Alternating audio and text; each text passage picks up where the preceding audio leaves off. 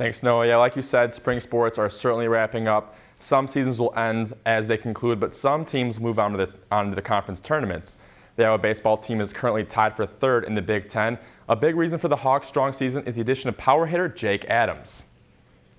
Iowa baseball welcomed in several new athletes this season, none of which hit harder than first baseman Jake Adams. Jake had an unusual journey that led him to Duane Banks Field. He was originally committed to play baseball at the University of North Dakota until the Fighting Hawks were forced to eliminate their baseball program due to budget cuts. However, Jake Adams' baseball career was far from over. Jake went on to play 2 years at the junior college level at DMAC, where he was an All-American, and that's where he caught the attention of Iowa. And now Adams is the Hawks' strongest power hitter. Iowa, isn't known for their power in the last couple of years. So bringing this power to Iowa is something that I've cherished a little bit, and I know the fans really appreciate it. So it's kind of cool to bring that to here. Jake leads the Big Ten in slugging percentage and in home runs. Adams' 16 home runs are tied for 6th most nationally. He credits his hitting abilities to his mindset at the plate. Go up there and think middle of the field. And a lot of these pitchers throwing a lot of off speed to me, so I just got to sit back and get a good swing off, and home runs come just like that. Jake is in his junior year, and with the quality of his season so far, it's unsure whether he'll be back at Duane Banks playing for Iowa next season. He's not only one of the best power, he's a really good hitter, all-around hitter, and it'd be great to have him back another year. But odds of that happening with the season he's having probably isn't good. So we're all really trying to enjoy the time we do have him. Adams is 8 runs off the Iowa single-season home run record. Reporting for Iowa Baseball, this has been Lucy Rodine for Daily Iowan TV Sports. Adams and the rest of the Hawkeyes will be back in action this weekend when they take on Big Ten opponent Michigan State in East Lansing. While the softball team has had a tough season this year, one pitcher's performance has been a positive outlook for the team.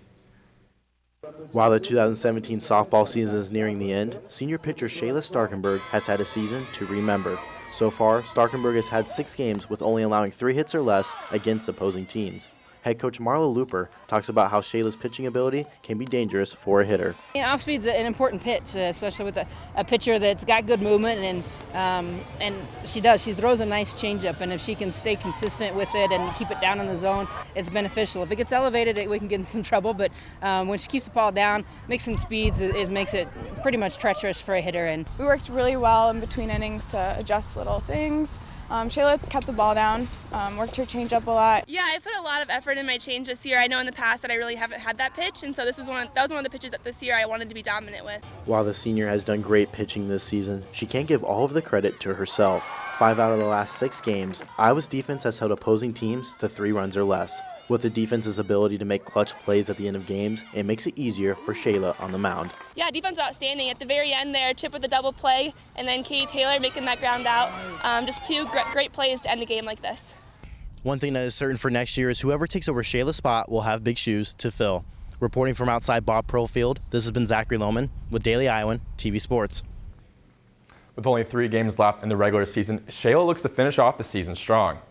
Iowa track and field standout Aaron Mallett was named the Big Ten Track and Field Athlete of the Week yesterday. Mallett won his first ever white flag event in the 110-meter hurdles at the Drake Relays April 29th. Mallett's time of 13:47 is the best in the Big Ten and 4th nationally. Well, today marks 1 week since the NFL draft, and Hawkeye fans are definitely pleased with the amount of players that were drafted, but not all fans are happy. This may not be Chicago, but I have definitely noticed there are a lot of Bear fans in the area. And if they're like me, they are not happy with the Bears. With the 3rd pick in the draft, the Bears traded that pick, 2 third-round picks, and a 4th rounder to move to the 2nd slot and take Mitchell Trubisky of North Carolina.